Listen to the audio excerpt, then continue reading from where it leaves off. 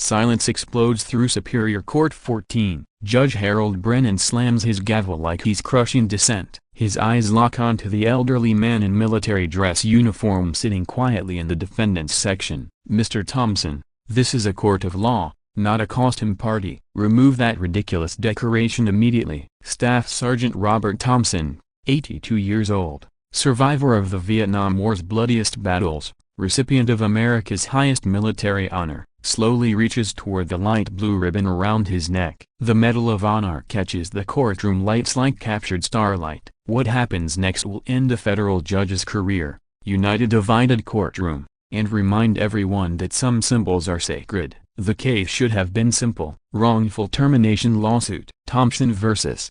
Patriot Security Services. A company firing an 82-year-old security guard for attitude problems and excessive military bearing. Judge Brennan had decided the outcome before hearing testimony. Old veteran, probably desperate for attention, playing up his military service for sympathy. He'd seen it before. What he hadn't seen was an actual Medal of Honor recipient. "Mr. Thompson, I won't repeat myself. Remove that costume jewelry or be held in contempt." Every person in the courtroom froze. Lawyers stopped shuffling papers. Court reporters looked up from their keyboards. Even the bailiff, a former Marine himself, stared at the judge in disbelief. "Costume jewelry?" The voice came from the gallery. A woman in her 40s, wearing a gold star pin. Her son had died in Afghanistan. She knew what real sacrifice looked like. "Your Honor," Thompson's attorney spoke carefully, "that's the Medal of Honor. The actual Medal of Honor. I don't care what it's supposed to be. This courtroom has a dress code, and military costumes aren't appropriate for civilian proceedings." Thompson hadn't spoken since entering the courtroom, hadn't defended himself when the defense attorney called him bitter and attention-seeking, hadn't reacted when they claimed his military service was irrelevant to his job performance. But calling the Medal of Honor costume jewelry crossed a line that couldn't be uncrossed. "Your Honor," Thompson's voice carried the quiet authority of someone who'd earned the right to be heard. "This medal was awarded for actions on March 15, 1968, in the Tet Offensive. Firebase Charlie, outside Saigon." Judge Brennan interrupted. "Mr. Thompson, I don't need your war stories. I need you to follow court procedures. 27 men died that day. I was supposed to be the 28th. The courtroom had gone completely silent. Even the air conditioning seemed respectful. "North Vietnamese Army overran our position at 0347 hours. My squad was cut off from the main force. No air support available. No artillery support. No extraction possible." Thompson's hand moved to the medal, not to remove it, but to touch it like a talisman. Private Martinez took shrapnel in both legs. Couldn't walk. Corporal Johnson had his arm nearly severed by mortar fragments. Sergeant Williams was unconscious from a concussion that should have killed him. Judge Brennan was no longer interrupting. Something in Thompson's voice had changed. The quiet security guard was gone. Someone else had taken his place. "I had two choices: follow orders to withdraw and leave my wounded men to be captured or executed, or stay and fight until help arrived. Mr. Thompson, this isn't relevant to your employment dispute." "I stayed." Those two words carried the weight of 46 years of nightmares, survivor's guilt, and honor that most people couldn't comprehend. "For 6 hours, I held that position alone. When I ran out of rifle ammunition, I used my pistol. When I ran out of pistol ammunition, I used grenades. When I ran out of grenades, I used my knife." The Gold Star mother in the gallery had tears streaming down her face.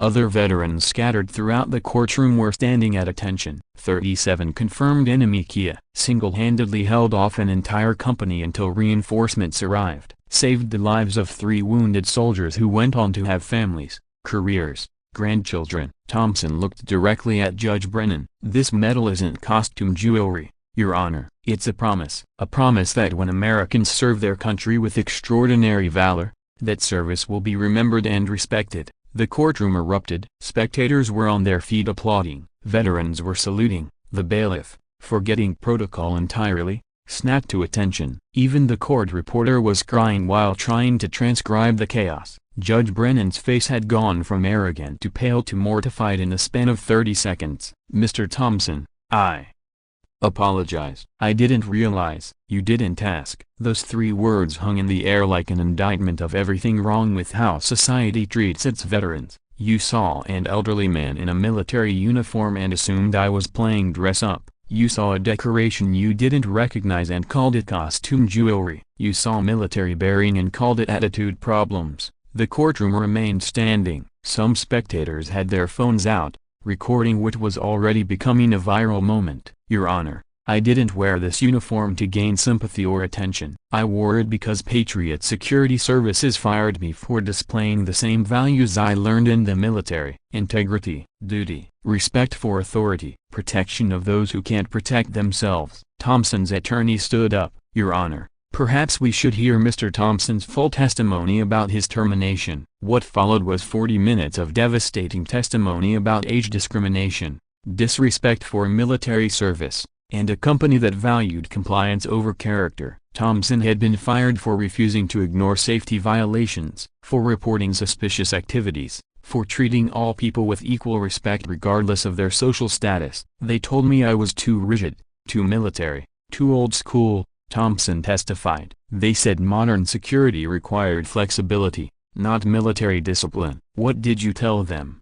His attorney asked. I told them that military discipline is what kept me alive in Vietnam. It's what saved my men. It's what made me the kind of person who won't compromise on protecting innocent people. The defense attorney had no cross-examination. The company's executives had no rebuttal. Judge Brennan had no choice but to find in Thompson's favor. But the legal victory wasn't the story that went viral. The story was an 82-year-old Medal of Honor recipient being called a fake by a federal judge, then responding with quiet dignity that reminded everyone what real heroism looked like. The video collected 5 million views in 2 days. Comments poured in from veterans, military families, and civilians who were shamed that someone like Thompson had to defend his service in an American courtroom. Judge Brennan faced judicial review and was eventually censured for conduct unbecoming a federal judge. He issued a public apology, but his reputation never recovered. Thompson used his settlement money to establish the Forgotten Heroes Foundation,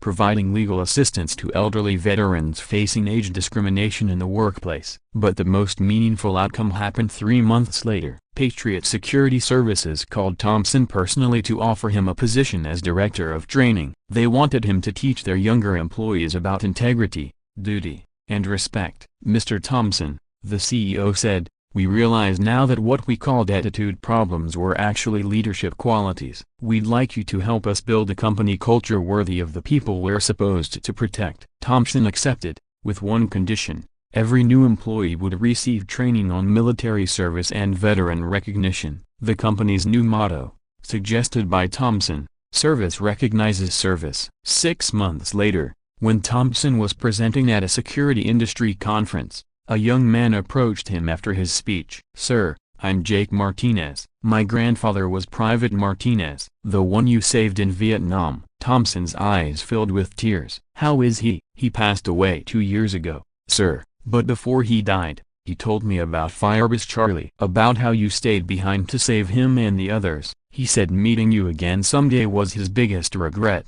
Jake handed Thompson a folded letter. "He wrote this for you 20 years ago but never knew how to find you. He wanted you to know that because of your actions, he came home, married my grandmother, raised 4 children, and lived to see 12 grandchildren." The letter was simple: "Sergeant Thompson, I never forgot what you did. Every birthday my children and grandchildren celebrate exists because of your courage. Thank you for giving me a lifetime I never expected to have." Thompson still carries that letter in his wallet. He also still wears the Medal of Honor to court when representing veterans in discrimination cases, not for attention or sympathy, but as a reminder that some values are worth defending in civilian life just as fiercely as they were in combat. This is Robert Thompson's story, but it's also the story of every veteran who's been told their military values don't belong in civilian workplaces, who've been called too rigid or too military or attitude problems for maintaining the same standards that once kept people alive. It's the story of Medal of Honor recipients who stock grocery store shelves, Purple Heart veterans who drive delivery trucks, Bronze Star recipients who teach elementary school. They're everywhere.